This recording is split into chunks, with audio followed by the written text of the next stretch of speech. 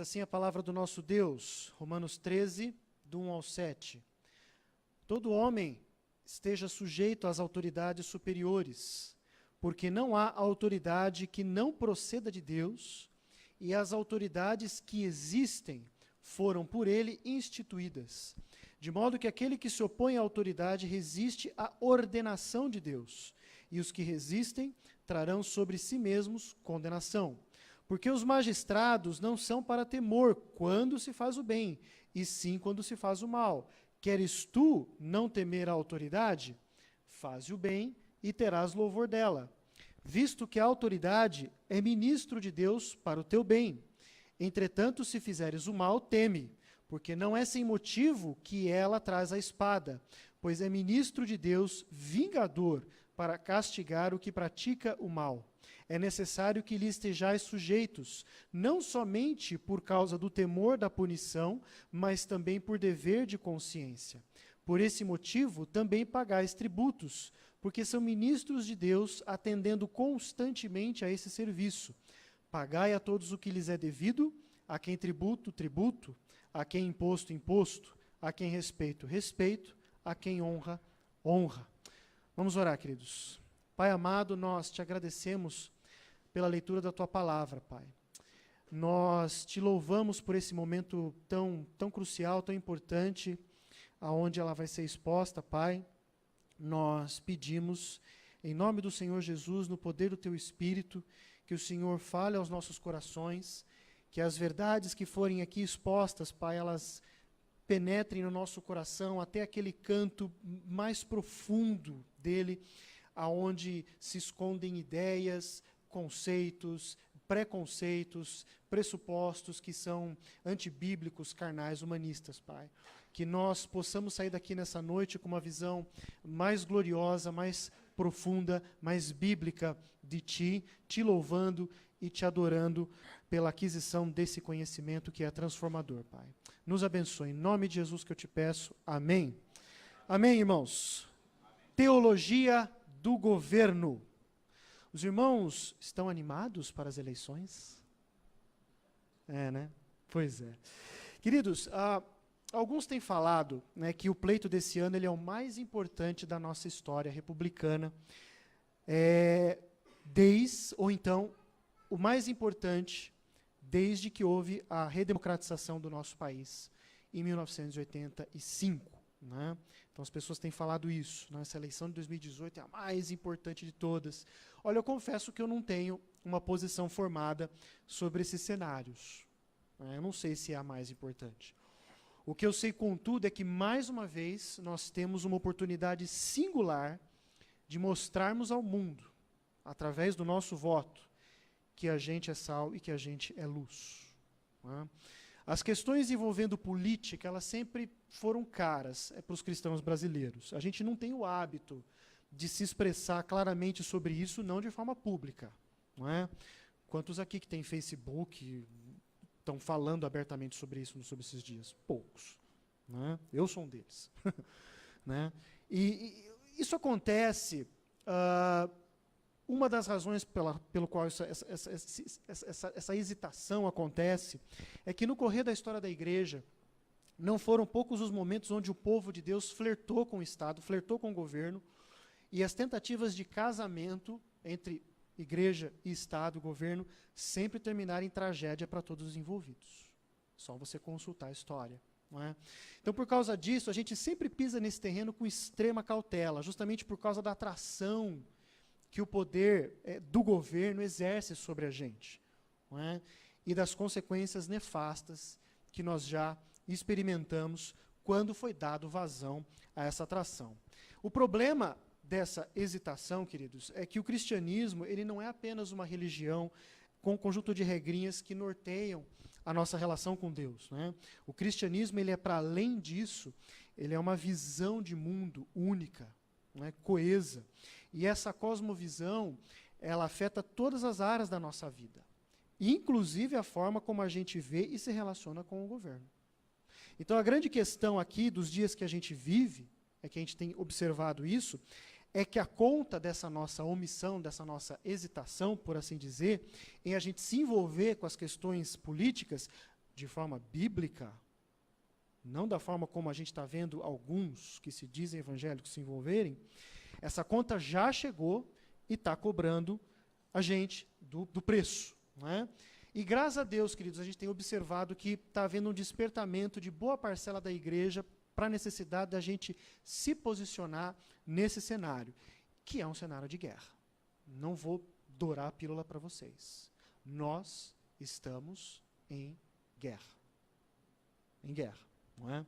Então está crescendo uma consciência dentro da igreja de que a gente não é agente de transformação no meio em que a gente vive, só quando a gente evangeliza ou quando a gente dá bom testemunho, mas também quando a gente se posiciona e expressa e publicamente e de forma bíblica a favor dos valores aí do reino, mais especificamente aqui para a nossa meditação nessa área da política. Não é?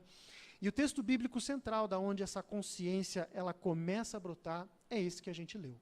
Romanos 13, do 1 ao 7. Não é? Essa parte da carta de Romanos está inserida no segundo bloco, que a gente chama da carta de Paulo aos Romanos, não é? Que vai do capítulo 12 ao capítulo 16, e esse bloco, esse segundo bloco, ele compreende várias instruções, vários princípios de ordem prática que Paulo dá para aqueles irmãos sobre como eles deveriam viver uma vida cristã, piedosa, prática, diante de toda aquela teologia profunda que ele ensina para a gente nos capítulos 1 a 11. Não é? Então a gente tem teologia dos capítulos 1 a 11, doutrina sobre Deus, sobre o homem, sobre salvação, enfim, etc., até sobre os últimos dias. E do capítulo 12 até o 16, bom, agora que eu já ensinei tudo isso para vocês, como é que vocês vivem de acordo com isso que eu ensinei para vocês? É isso. Não é? Agora é interessante a gente notar que no final do capítulo 12, especificamente ali, a partir do verso 17, Paulo ele vai estabelecer já de primeiro alguns comportamentos que todo cristão deve ter diante de várias situações. Então no verso 17 ele diz assim: não torneis a ninguém mal por mal. Esforçai-vos por fazer o bem perante todos os homens. Se possível, quanto depender de vós, tende paz com todos os homens. Não vos vingueis a vós mesmos, amados, mas dai lugar à ira, porque está escrito: a mim me pertence a vingança, eu é que retribuirei, diz o Senhor. Não é? Então, qual a maneira pela qual um cristão se esforçaria por fazer o bem perante todos os homens, conforme nos pede o verso 17? Paulo dá um exemplo em Romanos 13, do 1 a 7. É apenas um exemplo, dentre tantos que ele vai dar no correr da carta até o capítulo 16. Não é? Então, ter uma teologia bíblica sobre o governo, uma noção bíblica do que é o governo, para que ele serve, ok? É uma forma de fazer bem a todos os homens e de ter paz com todos os homens. E é sobre isso que a gente vai meditar nessa noite. Sobre como a gente faz para poder desenvolver essa teologia bíblica do governo civil, como a gente deve responder a isso de modo prático, cumprindo assim o nosso dever bíblico de sermos agentes de transformação nesse mundo, ou seja, ser sal e luz. Então, ainda na introdução, eu quero colocar para os irmãos que a gente precisa ter em mente que Paulo, quando ele desenvolve todos os temas nas suas cartas, com base em situações que estavam sendo vivenciadas pelas igrejas a quem ele escrevia. Não é? Então, Paulo ele não vai perder tempo com coisas que aquela determinada igreja não estava vivenciando, experimentando. Tudo aquilo que está nas cartas dele são coisas que as igrejas estavam vivenciando e ele precisava dar uma resposta bíblica sobre como aquelas igrejas tratariam aqueles assuntos. Não é? Então, aqui, ao que parece, tinha alguns cristãos ali na igreja de Roma que eles estavam meio ressentidos em pagar impostos ao governo romano. Então, eles estavam considerando dar aquele calote básico. Não é? Então, Paulo vai escrever para eles, não apenas ensinando que eles deveriam pagar os impostos, como ele aproveita essa oportunidade, inspirado pelo Espírito Santo, para construir toda essa teologia governamental profunda, que fundamenta a razão não só do porquê eles tinham que pagar impostos, não é? Mas também, por sua vez, era uma das formas pela qual o crente deveria mostrar na prática que ele vivia em novidade de vida, um novo relacionamento com Deus, ciente da sua natureza, não é? Voltando lá para os primeiros capítulos de Romanos, de quem ele era antes de Deus o alcançar e salvar.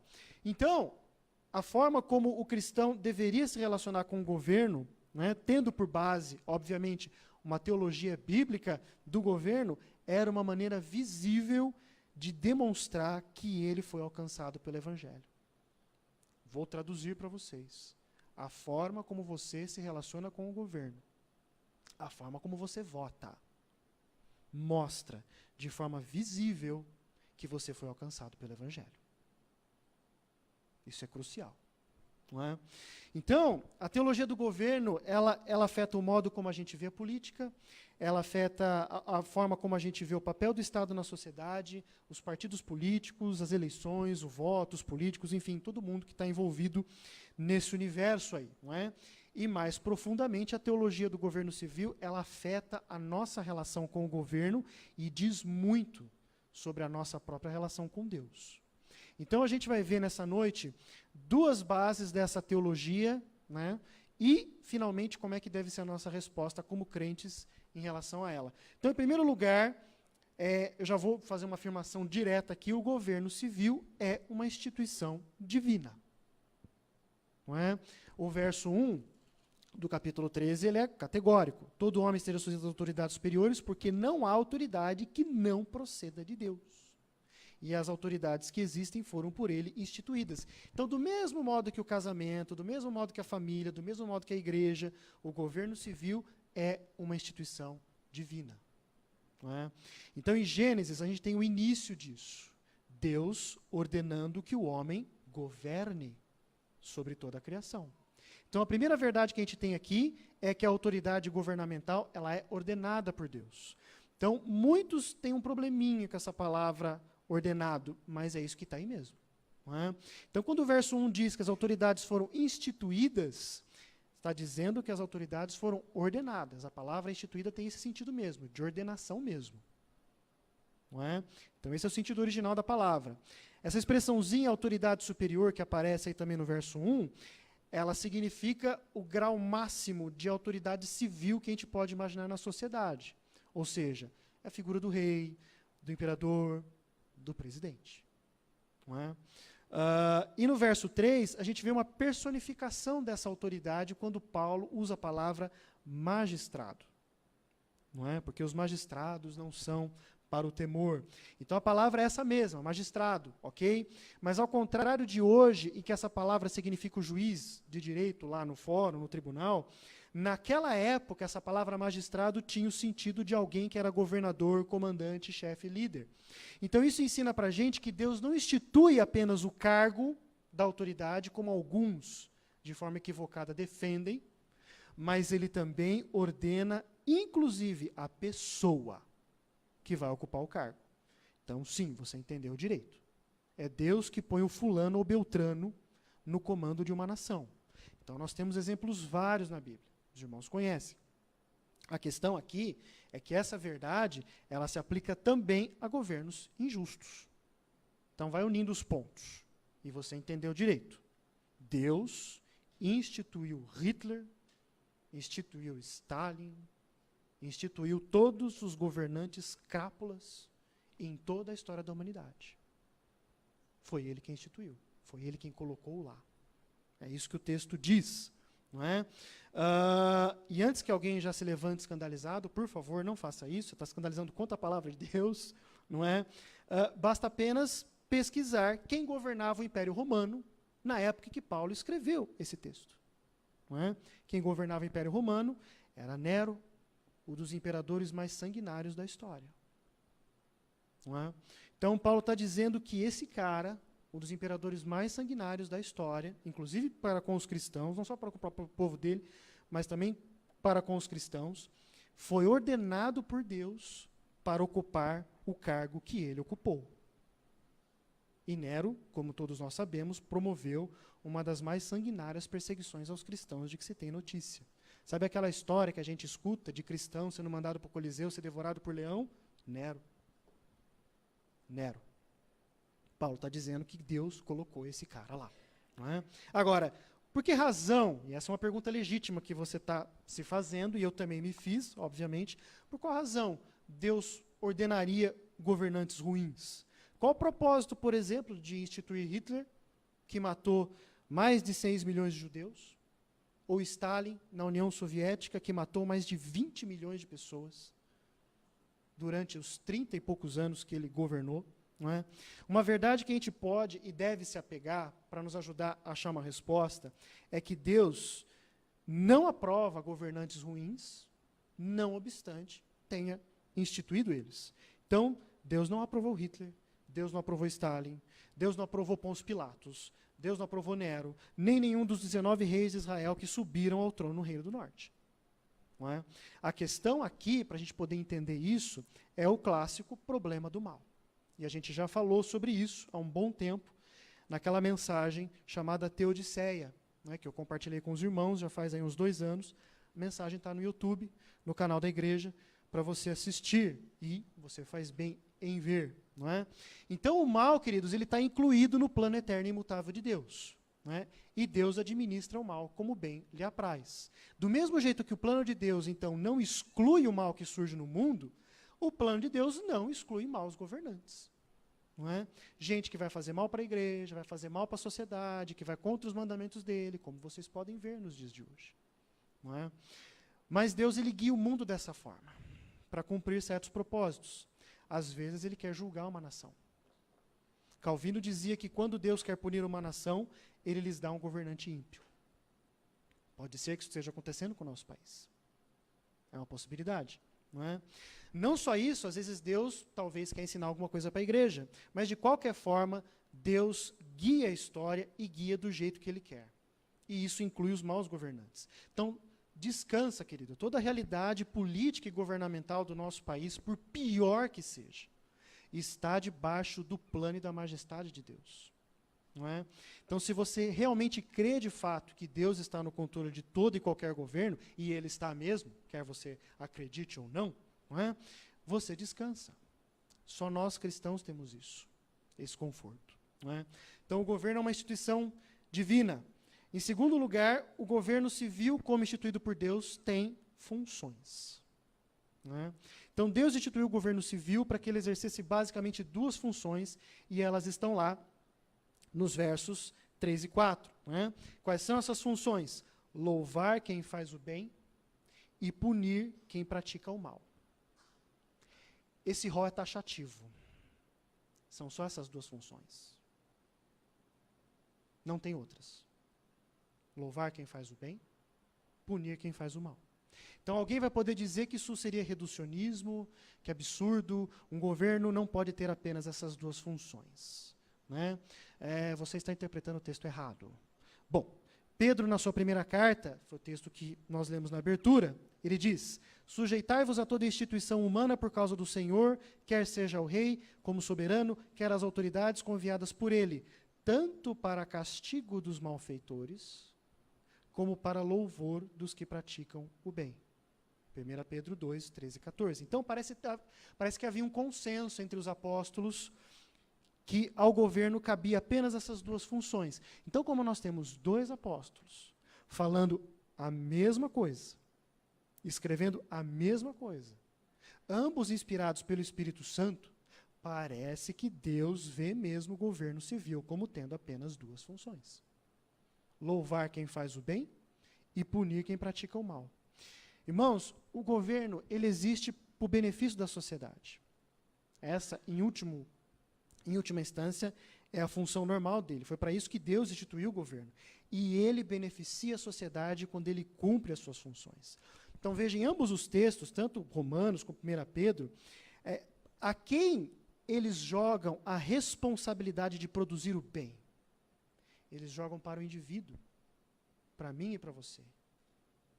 Eles não dizem que isso é papel do governo, produzir o bem. Não é? Então, por quê? Porque o Estado não tem condições de produzir o bem. E quando o indivíduo produz o bem, a Bíblia diz que o governo o louva, o honra. Não é? Então, o Estado ele não tem condições, o governo não tem condições de produzir o bem. Por quê? Porque não é o propósito dele. Essa não é a ordem da criação. Isso não estava no script de Deus quando ele instituiu o governo. Não é? Então, todas as vezes que o governo tentou fazer isso, produzir o bem, acabou fazendo o mal. De novo. é só estudar história. Não é? Por quê? Porque não é função do governo produzir o bem, não foi para isso que ele foi criado. Ele promove o bem, sim, por meio da proclamação e do louvor daqueles que efetivamente praticam a bondade. O problema é que a gente não vê isso acontecer. Nós não vemos o governo exercer essa função. Por quê? Porque em algum momento nós achamos que ter apenas 2 funções é muito pouco para um governo. Em algum momento a gente achou e a gente passou a acreditar que o governo deveria não apenas louvar o que faz o bem, mas também ser ele um produtor e provedor de bondade. Nós passamos a acreditar em algum momento que o Estado tem que ser um paizão que nos dá tudo. Não é? Isso tirou da gente a responsabilidade de sermos nós, cada indivíduo, eu, você, não é? Produtores do bem. E, como consequência, limitou o Estado na função de louvar aquele que faz o bem. Não é? Agora, é o Estado o produtor do bem e o objeto do próprio louvor. Então, ele produz um bem, Deus sabe que bem é esse, e ele se louva por, entre aspas, produzir esse bem. Não é? Agora ele extrapola as suas funções originais, ele agrega várias outras, não é? E no processo, as funções para as quais ele foi criado, ele não consegue mais fazer. Você já reparou? O Estado controla a educação, controla a saúde, controla a prestação de serviços em geral à população, ou seja, água, energia, telefonia, não se engane. O seu Vivo, o seu Claro, o seu TIM aí, embora sejam empresas privadas, quem controla é o governo por meio de agência reguladora. Os caras não agem fora daquilo que a agência reguladora diz para eles fazerem. Ele controla o que deve ser plantado, como deve ser plantado. Gente, o Estado controla até como você deve jogar bola. Já parou para perceber isso? Não é? O nosso governo federal tem 30 ministérios. Isso é mais que Estados Unidos e Alemanha juntos. O resultado de um Estado inchado como o nosso, não é? E que tem muitas coisas para fazer, é um Estado que não consegue fazer bem nada. Já escutou aquele ditado, né? Quem faz um monte de coisa não faz bem nada? É isso aqui. Não é? Então, nem as suas funções ele consegue fazer bem, e muito menos as tarefas estas que ele pegou para ele. E ainda precisa de muito dinheiro para fazer toda essa estrutura inchada funcionar. Por isso que você paga um monte de imposto. Você precisa manter esse Estado paizão obeso, mórbido. Não é? Então, é algo tão enraizado na nossa cultura que a gente perde o sono só de pensar em como seria um cenário diferente desse. Você já pensou? Imagina um empregado conseguindo negociar com o patrão sobre as condições de trabalho sem interferência invasiva do governo. Consegue imaginar isso? Não, né? Nem eu. A gente não consegue imaginar isso. Não consegue. Por quê? Porque a gente não tem essa referência. A gente perdeu isso, não é? Mas foi assim que Deus pensou a sociedade e o governo e as relações entre ambos. Agora, o que está em ponto aqui não é se a sociedade pecadora, depravada, consegue ou não viver nesses termos. O ponto aqui que nos interessa como igreja é se a gente, como cristão, se nós estamos dispostos a confiar nessa forma de Deus conduzir as coisas e de refletirmos essa confiança por meio do nosso voto. É isso que está em questão aqui. Não é? E já que a gente fala em confiar na forma de Deus conduzir as coisas, então a gente vai pensar um pouco agora sobre a segunda função do governo. Punir os que praticam o mal. Né? Então o verso 4, ele vai dizer aqui para a gente na segunda parte. Entretanto, se fizeres o mal, teme, porque não é sem motivo que ela traz a espada, pois é ministro de Deus, vingador, para castigar o que pratica o mal. O Estado tem o dever de castigar o que pratica o mal. Como? Pela espada. O que significa essa espada? Isso mesmo, espada. Espada. Não é? O que isso nos ensina? Que o governo tem o direito, conferido por Deus, de punir o malfeitor, inclusive com a morte, se necessário. Inclusive com a morte. Então você entendeu o direito. No projeto de Deus para o governo civil, a pena de morte está incluída. Está aí no texto. Quer brigar, briga com Deus. Não é? Então esse é o outro ponto que a gente perdeu de vista. Por quê? porque foi pregado um evangelho tão aguinha com açúcar há tantos anos na nossa cabeça, que a gente passou a achar um absurdo a ideia de um Deus amoroso que possa ser a favor da pena de morte. Então eu não quero escandalizar ninguém aqui, mas eu vou dar a letra. Um crente que realmente crê nisso, que um Deus amoroso não pode ser a favor da pena de morte, deve parar de dizer que Deus condena pessoas ao inferno. Condenar as pessoas ao inferno é a pena de morte por definição, e a mais excelente. A mais excelente. Então é uma questão de coerência. Se eu acho que Deus não pode ser a favor disso, então eu não posso defender que ele condena pessoas ao inferno. Destino esse que a Bíblia define em Apocalipse como a segunda morte. Então a pessoa pode até discordar da pena de morte, eu não sou a favor. Pode até discordar por uma questão de posição pessoal. Fique livre para crer nisto. Não recomendo, mas fique livre. Mas dizer que Deus não é a favor é outra coisa. Tira Deus da jogada. Não é? Então a pena de morte está presente em vários trechos da Escritura, não apenas nesse. Começou lá em Gênesis 9:6, onde a gente vê o primeiro registro expresso disso, que diz: se alguém derramar o sangue do homem, pelo homem se derramará o seu, porque Deus fez o homem segundo a sua imagem.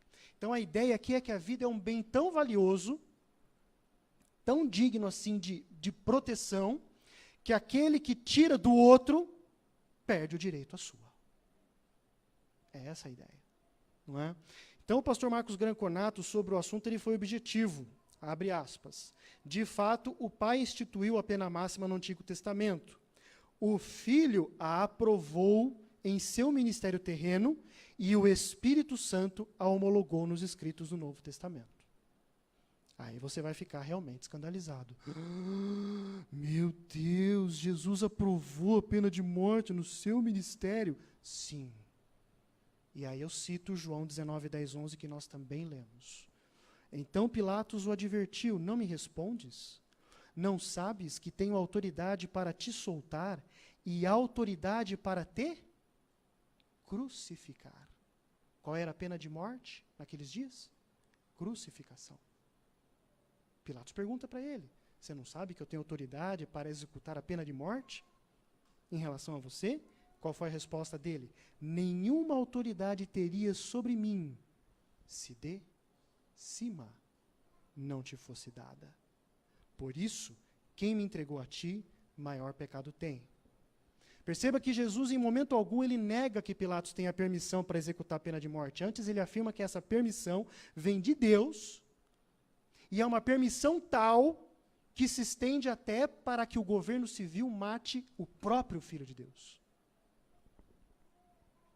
Então aqui a gente tem que tomar um certo cuidado, porque dependendo da forma como a gente se posiciona sobre o assunto, a gente presta um verdadeiro desserviço ao Evangelho. Deus não é politicamente correto, sinto te dizer. Não é. Ele não está interessado em agradar todo mundo, ao contrário, o interesse dele é agradar ele mesmo. Não é? Então, argumentos contra essa posição, não é, demonstra apenas falta de conhecimento da pessoa, o que a gente releva, claro, não é? Ou, pior ainda, desvio de caráter. Eu preciso falar isto. Então, argumentos como, como é que ele pode ser contra o aborto se ele é a favor da pena de morte? Esse tipo de questionamento só mostra a condição pavorosa do coração da pessoa. Veja, comparar a morte de um ser humano inocente e indefeso no lugar mais protegido que existe e dizer que é a mesma coisa de matar um malfeitor condenado que praticou o mal. É a mesma coisa. Claro. Né? Então, para esses eu digo, quando um feto cometer um homicídio doloso, ou seja, com intenção de matar, aí eu vou ser a favor do aborto. Até lá eu vou ser contra. Não é? Mas e o sexto mandamento, alguns diriam? Excelente questionamento. Não é? O que diz o sexto mandamento? Não matarás. Querido, não matarás é para o cidadão, para o indivíduo, para mim e para você, ele não se refere ao governo. Aquelas ali são leis para os cidadãos, para a sociedade, não é?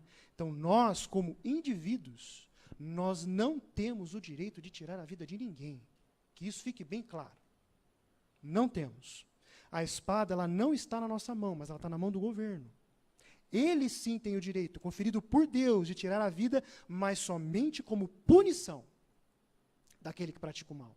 Então veja que mesmo esse direito dado ao governo, ele é extremamente restritivo. Não é o bel-talante do governo. E se a gente continuar o texto de Êxodo, né, onde tem os 10 mandamentos, qual era a pena mesmo para quem violasse o 6º mandamento? A morte. Não é? Por isso que Jesus disse para Pedro, lá em Mateus 26:52, que é outro textinho que o pessoal adora tirar do contexto, não é? Aquele que vive pela espada morrerá. O que Jesus está querendo dizer com isso? Está dizendo que naquele momento Pedro, não só está se referindo à questão da profecia, eu tenho que ser morto, está tudo em casa, deixa a coisa transcorrer, não é? Mas está dizendo o seguinte, você como cidadão não tem o direito de exercer a punição. Não tem, não é? E mesmo nessa afirmação, Jesus traz a consequência. Quem vive pela espada morrerá. Ou seja, você acha que você como indivíduo, você pode ter o dever de punir quem pratica o mal? Se você acha isso, o governo vai te punir. O governo vai te punir. Não é? Então o cristão ele não pode exercer vingança pessoal. Nós lemos Romanos 12. É nisso que consiste o 6º mandamento. Deus instituiu o governo para, dentre outras funções, exercer vingança em nome dele. Então, saber que a espada não está nas nossas mãos, nos ajuda a termos paz com todos. Não é sair, não é, você não deve sair por aí querendo metralhar todo mundo. Não é? Então, que o ato de punir fique com o Estado. Sob o julgamento e discernimento do Estado, Deus instituiu o Estado para isso. Não é para nós isso. Não é? Terceiro e último lugar, diante disso tudo, qual é a resposta que a gente tem que dar a estas verdades? Bom, o texto inteiro tem vários elementos que já são a resposta. Não é? O cristão ele tem que ser submisso às autoridades superiores. Por quê? Porque elas foram instituídas por Deus. Então tem um eco aí de teologia do trabalho, que a gente também falou sobre isso aqui há algum tempo. Né? Qual que é? Eu trabalho para o meu patrão como se eu estivesse trabalhando para Deus, que no final é o verdadeiro patrão. Não é? É o mesmo princípio aqui. A gente é submissa às autoridades, porque a autoridade suprema é Deus, de quem derivam todas as outras autoridades. Então, quando a gente é submissa às autoridades constituídas, nós estamos sendo submissos a Deus. Não é? Então, o verso 1, de novo, a gente vai citar ele de novo, porque não há autoridade que não proceda de Deus, e as autoridades que existem foram por ele instituídas. Isso não te consola, irmão? Deveria. Deveria te consolar. Aí você pode dizer, mas depende do governo que Deus institui. Né? Sim, mas há consolo mesmo na instituição de um governo péssimo. Porque mesmo nesse cenário, eu tenho a garantia de quem é Deus, que está governando sobre esse governo, e mesmo que o seu povo sofra, tem propósito para isso dentro do plano de Deus. Então já pensou se não fosse assim? Como seria viver sob um governo que não é governado por Deus? Já pensou que tragédia? Que esperança você teria? O fato é, queridos, que a gente sobreviveu até agora. Não é? Há vários governos péssimos. E cá estamos nós, firmes e fortes. Por quê? Porque o povo de Deus prevalece sempre. Não é? Então, se a gente eventualmente tiver um péssimo governo em 2019, nós não sabemos, não é? Resta o consolo que nós vamos prevalecer e que Deus vai governar sobre esse governo. Não é? A gente vai sobreviver. Por quê? Porque Deus governa sobre o governo. Agora, descansar nisto não é chancela para você votar do jeito que você quiser. Esses dias eu vi alguém escrevendo que o cristão é livre para votar de acordo com a sua consciência. Não, você não é. Você não é. Se você acha isso, mude de ideia. O cristão, ele vota com a consciência de Cristo, baseado nos princípios de governo que Deus revelou na sua palavra.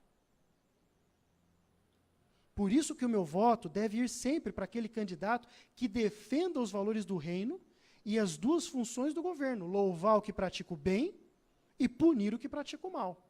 Agora, esse candidato ele não precisa ser crente, por favor. Ok? Nem sempre a gente vai ter isso. Tá? Desculpa falar para vocês, nós não temos candidatos crentes a presidente da República, ok? Se você achava isso, também sinto te decepcionar.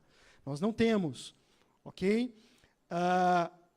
Mas a gente sempre tem candidatos, né, que são levantados por Deus, crente ou descrente, que defendam esse modelo que ele revelou em Romanos 13, do 1 ao 7.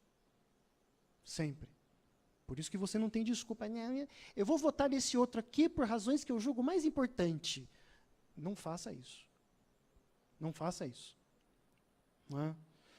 Por isso que a gente precisa de uma teologia bíblica do governo, para a gente poder enxergar essas pessoas que ele levanta. Não é?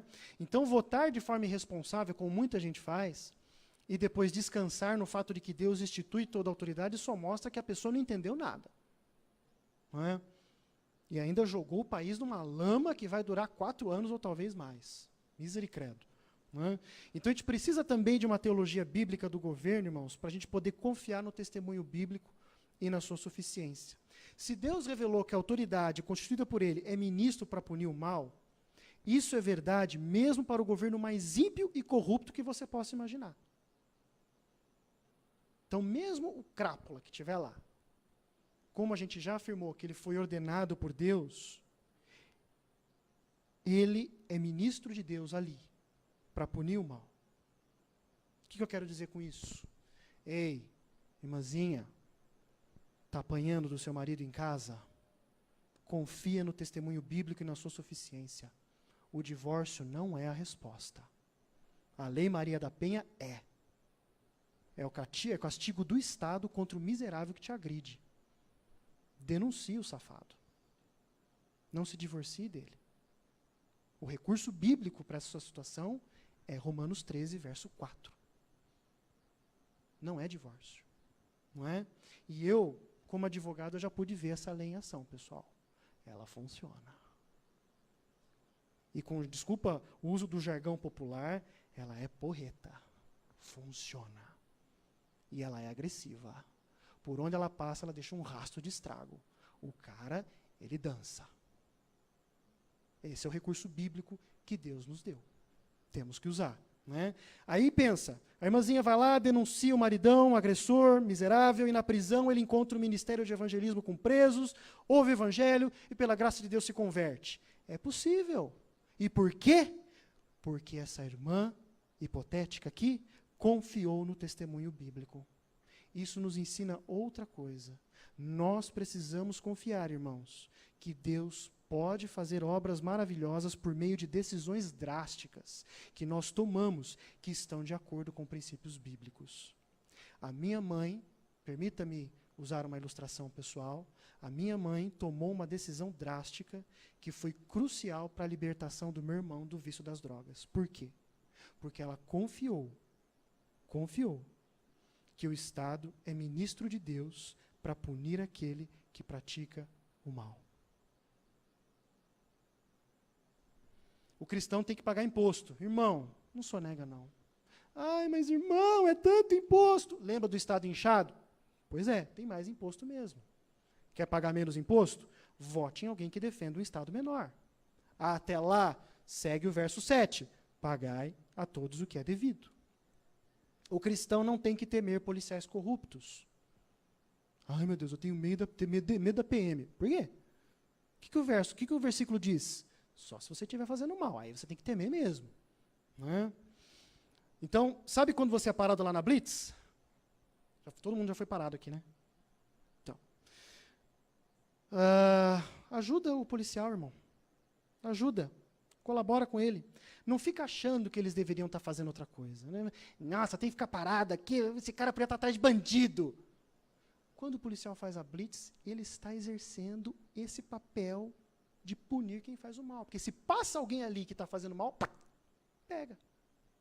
Quantos crimes foram evitados porque por causa de uma blitz, a polícia parou o meliante, o cidadão? Não é? Mesmo a polícia corrupta. Não é? Então, é o trabalho deles. Então, o crente não deve temer os amarelinhos da INDEC, não é? A menos que você esteja cometendo uma infração de trânsito. Então, a nossa resposta à teologia do governo civil, irmãos, é um sinal claro da real condição da nossa situação com Deus. Se eu estiver agindo bem, eu não preciso temer o governo, por pior que ele seja. Se eu estiver agindo mal, teme, principalmente se o governo for ruim. Principalmente. Porque Deus vai usar esse governo para punir você. É o que você prefere, não é? Então, que a nossa resposta a isso, então, seja bíblica. Eu vou terminar aqui, queridos, eu não vou repisar os pontos, tá? Mas, para terminar, eu quero só deixar com vocês a seguinte reflexão. A ideia de governo que a gente viu aqui em Romanos 13, do 1 ao 7, não é? É apenas mais um meio pelo qual ele se mostra, ele se revela nesse mundo caído e depravado. Mas esse modelo de governo ele não é um modelo definitivo. Ele não é um modelo definitivo. Não é? O que a gente busca hoje, por meio desse modelo, a gente pode chamar de sombra. Né, pegando um termo aí que Paulo usa tanto, que se referindo a Jesus, vou me apropriar desse termo aqui, e é isso que a gente tem que levar para a urna no próximo dia 7. Independentemente de quais são os seus conceitos, quais são as suas ideias, não é? É esse modelo que nós temos que levar para a urna no dia 7. A gente tem que buscar, por meio do voto, esse modelo. Nós devemos lutar por ele, sabendo de antemão que o governo perfeito mesmo, não é? Ele vai ser instaurado um dia. Eu não posso buscar essa perfeição agora. Para de ficar achando que candidato B ou A, mas esse cara tem problema aqui, assim, assim, assim, assado. A questão é a seguinte, o cara defende esse modelo de governo aqui. É isso que você tem que buscar. É isso que você tem que buscar. O candidato não é Jesus Cristo que está se candidatando a presidente. Tenho lido muito isso no Facebook esses dias. Não é. Não é? Cristo vai reinar sobre tudo e sobre todos, queridos, e vão desfrutar dessa realidade maravilhosa todos aqueles que foram chamados eficazmente por Deus, tiveram seus pecados cobertos ali pelo sacrifício do Filho e que foram regenerados pelo Espírito. Essa é a nossa verdadeira motivação. Buscar aqui e hoje pelo modelo de governo que Deus revelou em Romanos 13, não é? Aguardando esse reino perfeito, justo e vindouro que vai vir. Só desse jeito a gente vai conseguir cumprir a vontade de Deus nessa área, sendo agentes influenciadores desse mundo caído e perdido. Que a gente se console uns aos outros com essas coisas, né? Que Deus crie em nós a confiança para descansar nesse modelo que Ele revelou aqui, né?